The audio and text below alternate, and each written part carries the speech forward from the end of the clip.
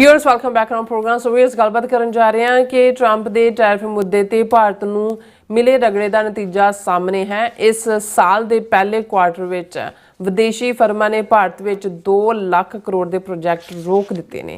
सो इस बारे आपां गलबात करन जा रहे हैं। सो असीं चाहांगे कि तुसीं इसी तरह बड़े रहना देखण सुणन लई लिखण लई तुहाडा सब दा बहुत बहुत शुक्रिया जी। डॉक्टर साहब की कहना चाहोगे? देखो जिहड़ा ਵਪਾਰਕ ਇਫੈਕਟ ਇਸ ਵੇਲੇ ਹੈ, ਅਮਰੀਕਾ ਨੇ ਜਿਵੇਂ ਭਾਰਤ ਦੇ ਉੱਤੇ 50% ਟੈਰਿਫ ਲਾਇਆ, 25% ਟੈਰਿਫ 25% ਪਨਿਸ਼ਮੈਂਟ ਰੂਸ ਤੋਂ ਤੇਲ ਖਰੀਦਣ ਕਰਕੇ। ਬੇਸ਼ੱਕ ਅਜੇ ਉਸ ਦਾ ਇਫੈਕਟ ਭਾਰਤ ਦੀ ਇਕੋਨਮੀ, ਉਸ ਦੀ GDP, ਉਸ ਓਵਰਆਲ ਤੇ ਕੀ ਹੋਏਗਾ, ਲੇਕਿਨ ਆਲਰੇਡੀ ਇਹਨਾਂ ਮਹੀਨਿਆਂ 'ਚ ਕਿਉਂਕਿ ਇਹ ਇੰਡੀਕੇਸ਼ਨ ਜਨਵਰੀ ਦੇ ਵਿੱਚ ਪ੍ਰੈਜ਼ੀਡੈਂਟ ਟਰੰਪ ਨੇ ਦੇ ਦਿੱਤੀ ਸੀ, ਕੋਈ ਟ੍ਰੇਡ ਡੀਲ ਵੀ ਇੰਡੀਆ ਔਰ ਅਮਰੀਕਾ ਵਿੱਚ ਫਾਈਨਲ ਨਹੀਂ ਹੋਈ, ਉੱਤੋਂ ਜਿਹੜਾ ਇਹ ਪਨੀਟਿਵ 25% ਹੋਰ ਲੱਗੇ।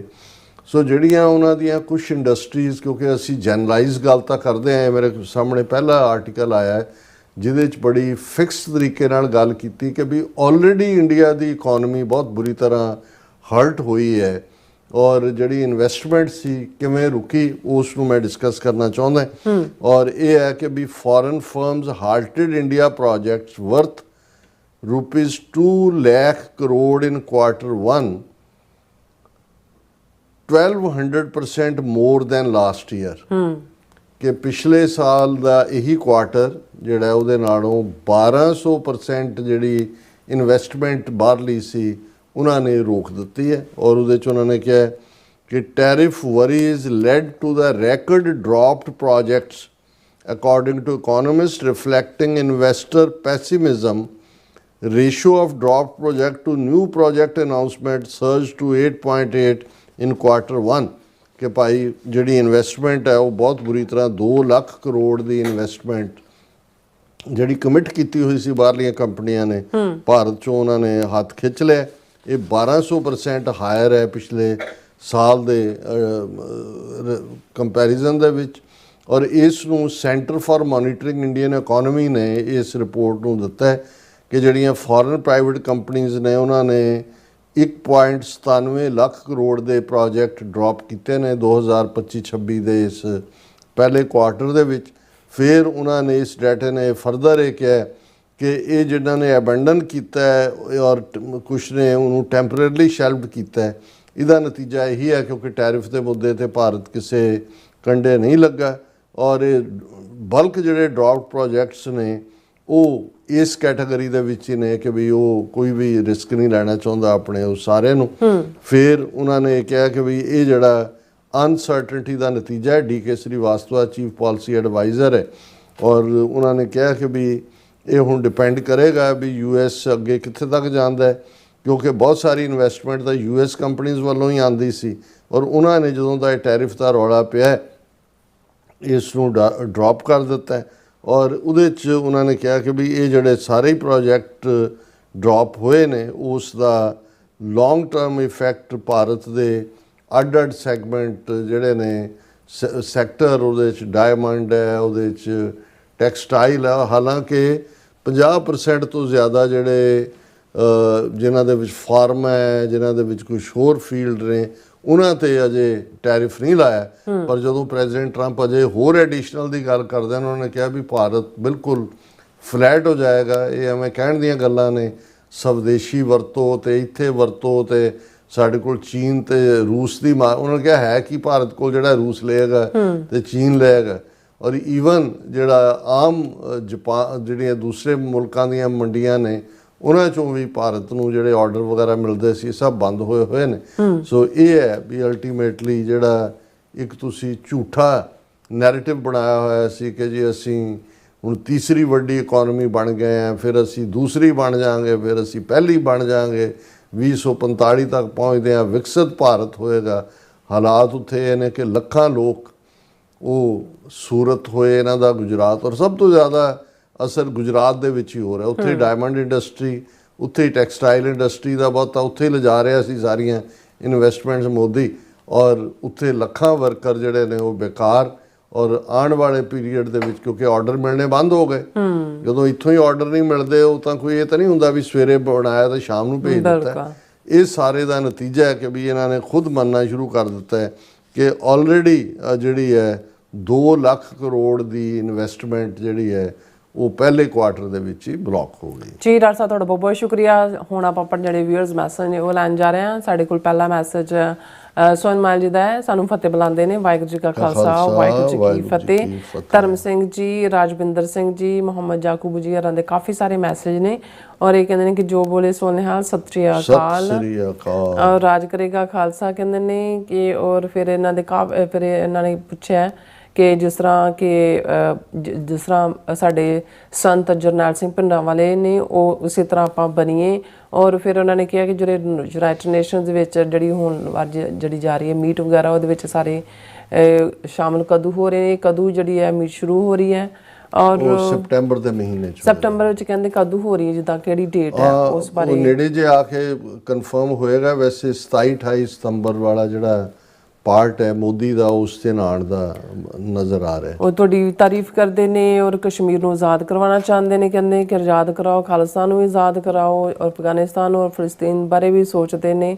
ਔਰ ਫਿਰ ਕਹਿੰਦੇ ਕਿ ਜਿਹੜਾ ਖਾਲਿਸਤਾਨ ਹੈ ਜਦੋਂ 1984 ਦਾ ਹੋਇਆ ਸੀ ਆਪਣਾ ਘੱਲੂਘਾਰਾ ਤਾਂ ਉਦੋਂ ਕਿਉਂ ਉਹਦਾ ਨਾਂ ਕੀ ਸਾਡਾ ਖਾਲਿਸਤਾਨ ਕਿਉਂ ਨਹੀਂ ਬਣਿਆ ਔਰ ਖਾਲਸਾ ਜ਼ਿੰਦਾਬਾਦ। ਸਾਡੀ ਬਾਂਹ ਨਹੀਂ ਕਿਸੇ ਨੇ ਵੀ ਫੜੀ ਔਰ ਖੁਦ ਤਾਂ ਲੜੇ 10 ਸਾਲ ਸਿੰਘਾਂ ਨੇ ਭਾਰਤੀ ਫੌਜ ਦਾ ਮੁਕਾਬਲਾ ਕੀਤਾ। ਉਹਨਾਂ ਦੇ ਵੱਡੇ ਵੱਡੇ ਟਾਰਗੇਟ ਜਿਹੜੇ ਜਿਨ੍ਹਾਂ 'ਚ ਇੰਦਰਾ ਗਾਂਧੀ, ਜਨਰਲ ਵੈਦਿਆ, ਦੂਸਰੇ ਸਾਰਿਆਂ ਨੂੰ ਸਜ਼ਾ ਯਾਫਤਾ ਕੀਤਾ।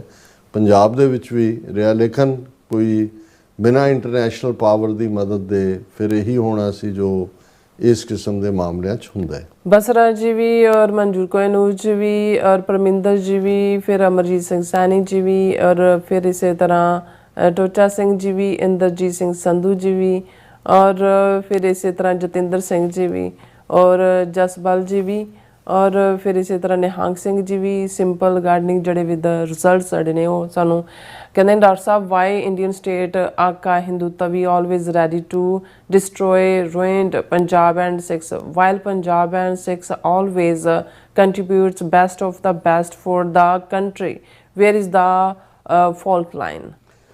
ਫਾਲਟ ਲਾਈਨ ਭਾਈ ਸਾਹਿਬ ਇਹ ਹੈ ਕਿ ਵੀ ਉਹਨਾਂ ਨੂੰ ਸਿੱਖਾਂ ਤੋਂ ਇਹ ਲੱਗਦਾ ਹੈ ਵੀ ਜਿਹੜਾ ਸਿੱਖ ਥਾਟ ਹੈ, ਗੁਰੂ ਨਾਨਕ ਪਾਤਸ਼ਾਹ ਦਾ ਥਾਟ ਹੈ ਸਰਬੱਤ ਦੇ ਭਲੇ ਦਾ, ਬਰਾਬਰੀ ਦਾ, ਬ੍ਰਾਹਮਣਵਾਦ ਜਿਹੜਾ ਬੇਸ ਹੀ ਡਿਸਕ੍ਰਿਮੀਨੇਸ਼ਨ ਦੇ ਉੱਤੇ ਹੈ, ਕਾਸਟ ਸਿਸਟਮ ਦੇ ਉੱਤੇ ਹੈ, ਊਚ ਨੀਚ ਦੇ ਉੱਤੇ ਹੈ। ਸੋ ਸਿੱਖਾਂ ਤੋਂ ਇਹ ਖੌਫਜ਼ਦਾ ਨੇ ਕਿ ਵੀ ਅਲਟੀਮੇਟਲੀ ਇਸ ਆਈਡੀਓਲੋਜੀ ਨੂੰ ਜਿਹੜਾ ਹੈ ਉਹ ਬਾਕੀ ਮੈਜੋਰਿਟੀ ਵੀ ਪ੍ਰਵਾਨ ਕਰੇਗੀ ਜਿਹੜਾ ਹੈ ਔਰ ਇਹਨਾਂ ਦੇ ਬ੍ਰਾਹਮਣਵਾਦ ਦੇ ਥਾਟ ਦਾ ਐਂਡ ਹੋਏਗਾ। ਇਸ ਲਈ ਇਹਨਾਂ ਨੇ ਪਹਿਲੇ ਦਿਨ ਤੋਂ ਹੀ ਜਦੋਂ ਗੁਰੂ ਨਾਨਕ ਪਾਤਸ਼ਾਹ ਦਾ ਇਹ ਵਿਚਾਰਧਾਰਾ ਸਾਹਮਣੇ ਆਈ ਉਹਨਾਂ ਦੇ ਪ੍ਰਕਾਸ਼ਮਾਨ ਹੋਣ ਤੋਂ ਬਾਅਦ ਇਹਨਾਂ ਦਾ ਵਰਤਾਰਾ ਉਦੋਂ ਇਹਨਾਂ ਕੋਲ ਪੋਲੀਟੀਕਲ ਪਾਵਰ ਨਹੀਂ ਸੀ। ਉਦੋਂ ਇਹ ਸਾਜ਼ਿਸ਼ ਕਰਦੇ ਸੀ, ਕਦੇ ਮੁਗਲਾਂ ਦੇ ਨਾਲ ਰਲ ਕੇ, ਕਦੇ ਪਹਾੜੀ ਬਾਈਤਾਰ ਦੇ ਰਾਜਿਆਂ ਨਾਲ ਰਲ ਕੇ। 1947 ਤੋਂ ਬਾਅਦ ਪਹਿਲੀ ਵਾਰ ਹੈ ਇਹਨਾਂ 5 ਸਦੀਆਂ 'ਚ ਇਹਨਾਂ ਕੋਲ ਪਾਵਰ ਆਈ ਹੈ ਔਰ ਇਹਨਾਂ ਨੇ ਜਿਹਨੂੰ ਅਫਜ਼ਲ ਅਹਿਸਨ ਰੰਧਾਵਾ ਲਹਿੰਦੇ ਪੰਜਾਬ ਦੇ ਸ਼ਾਇਰ ਜਿਨ੍ਹਾਂ ਨੇ 9 ਜੂਨ ਨੂੰ ਨਵਾਂ ਘੱਲੂਘਾਰਾ ਨਜ਼ਮ ਲਿਖੀ ਸੀ ਤਾਂ ਉਹਨਾਂ ਕਿਹਾ ਸੀ ਕਿ ਵੈਰੀਆਂ ਕੱਢ ਵਿਖਾੜਿਆ 5 ਸਦੀਆਂ ਦਾ ਵੈਰ। ਇਹ ਫਿਰ 5 ਸਦੀਆਂ ਦਾ ਵੈਰ ਜਿਹੜਾ ਇਹਨਾਂ ਦੇ ਅੰਦਰ ਲੜਾਈ ਆਈਡੀਆਜ਼ ਦੀ ਹੁੰਦੀ ਹੈ ਔਰ ਬ੍ਰਾਹਮਣਵਾਦ ਦਾ ਆਈਡੀਆ ਸਿੱਖ ਧਰਮ ਦੇ ਇਨਸਾਨੀ ਬਰਾਬਰੀ, ਕੰਪੈਸ਼ਨ, ਪਿਆਰ, ਜਸਟਿਸ, ਲਿਬਰਟੀ ਇਹਦੇ ਸਾਹਮਣੇ ਬਿਲਕੁਲ ਬੌਣੀ ਆਈਡੀਓਲੋਜੀ ਹੈ ਔਰ ਇਹੀ ਇਹਨਾਂ ਨੂੰ ਸਿੱਖਾਂ ਤੋਂ ਜਿਹੜਾ ਨਫ਼ਰਤ ਔਰ ਸਿੱਖਾਂ ਨੂੰ lock stock and barrel destroy ਕਰਨ ਦੇ ਰਸਤੇ ਤੇ ਤੋੜਦੀ ਹੈ ਇਹ ਗੱਲ। ਰਾਜਨਪ੍ਰੀਤ ਸਿੰਘ ਜੀ ਵੀ ਔਰ ਕਮਲਜੀਤ ਸਿੰਘ ਜੀ ਕਹਿੰਦੇ ਨੇ ਕਿ one Hindu leader Gagi Pandit said on Punjab flood that if Delhi government doing discrimination behaves like stepmother then son has a right to be separate home so some genuine ਜਿਹੜੇ Hindus also awakening।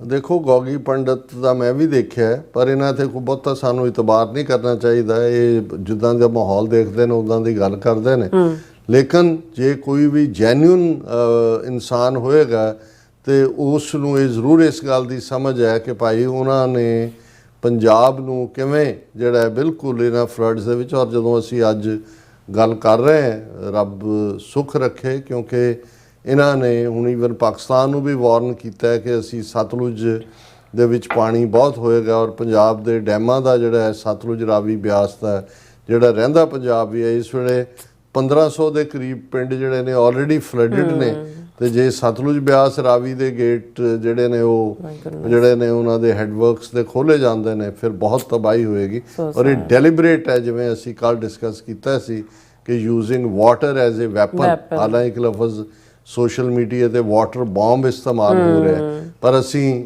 ਇਸ ਨੂੰ ਵਾਟਰ ਐਜ਼ ਅ ਵੈਪਨ ਦੇ ਤੌਰ ਦੇ ਉੱਤੇ ਇਸ term ਨੂੰ ਮੈਂ ਜ਼ਿਆਦਾ ਇਸਤੇਮਾਲ ਕੀਤਾ ਹੈ। ਬਿਲਕੁਲ। ਕੁਲਦੀਪ ਕੌਰ ਜੀ, ਪਰਪਿੰਦਰ ਕੌਰ ਜੀ ਵੀ ਔਰ ਗੁਰਕਾ ਮਾਰਗ ਮਿਸ਼ਨ ਜੀ ਵੀ ਕਹਿੰਦੇ ਡਾਕਟਰ ਸਾਹਿਬ ਆਪਣੇ ਲਈ ਕੁਝ ਨਿਕਲੇਗਾ ਕਿ ਨਹੀਂ? ਹੋਪਫੁਲੀ ਇਸ ਵੇਲੇ ਹਾਲਾਤ ਸਾਜ਼ਗਾਰ ਨੇ ਔਰ ਦੇਖੋ ਬਾਕੀ ਅਕਾਲ ਪੁਰਖ ਦੇ ਹੱਥ ਹੈ। ਬਿਲਕੁਲ। ਗੁਰਵਿੰਦਰ ਮਾਨ ਜੀ ਵੀ, ਸਰਬਜੀਤ ਕੌਰ ਜੀ ਵੀ ਔਰ ਫਿਰ ਇਸੇ ਤਰ੍ਹਾਂ ਜੈਕ ਮਿਲਰ ਜੀ ਵੀ, what is the old okay, ਫਿਰ ਇਸੇ ਤਰ੍ਹਾਂ ਜੱਗੀ ਸੰਧੂ ਜੀ ਵੀ, ਸੁਖਜੀਵਨ ਬੱਚੂ ਜੀ ਵੀ ਔਰ Karam Singh ji, respected doctor Sahib, Neelam Kaur and the rest of the TV84 team, Waheguru ji ਕਾ ਖਾਲਸਾ ਵਾਹਿਗੁਰੂ ਜੀ ਕੀ ਫਤਿਹ। Great job show, like always full of knowledge. ਔਰ ਦਰਦ ਪੰਜਾਬ ਦਾ ਵੀ ਬਲਿਹਾਰ ਸਿੰਘ ਕੰਗ ਜੀ ਵੀ, ਸਭ ਦਾ ਬਹੁਤ ਬਹੁਤ ਸ਼ੁਕਰੀਆ। ਸੋ ਇਸ ਤਰ੍ਹਾਂ ਆਪਣੇ ਵਿਊਅਰਸ ਕੋਲ ਨੇ ਇਜਾਜ਼ਤ। ਵਿਊਅਰਸ, ਸਾਡੇ ਪ੍ਰੋਗਰਾਮ ਦਾ ਸਮਾਂ ਇੱਥੇ ਮੁੱਕਦਾ। ਤੁਸੀਂ ਆਪਣੀ ਰਾਏ ਤੇ ਸੁਝਾਅ ਸਾਨੂੰ ਭੇਜਣਾ ਭੁੱਲਣਾ ਸਾਡੇ ਇਸ ਪਤੇ ਤੇ sos@tv84.tv ਤੇ ਅਸੀਂ ਆਪਣਾ ਪ੍ਰੋਗਰਾਮ ਲੈ ਕੇ ਫਿਰ ਦੁਬਾਰਾ ਤੁਹਾਡੇ ਸਾਰੇ ਮੁੱਖ ਹੋਵਾਂਗੇ। ਤਦ ਤੱਕ ਲਈ ਮੈਨੂੰ ਤੇ ਆਪਣਾ ਸੁਣਾ ਗਿਆ ਦੋ ਦੇਖਦੇ ਰਹੋ TV84। ਬੁਲਾ ਦਿਓ ਫਤਿਹ। ਵਾਹਿਗੁਰੂ ਜੀ ਕਾ ਖਾਲਸਾ ਵਾਹਿਗੁਰੂ ਜੀ ਕੀ ਫਤਿਹ। ਰੱਬ ਰੱਖ।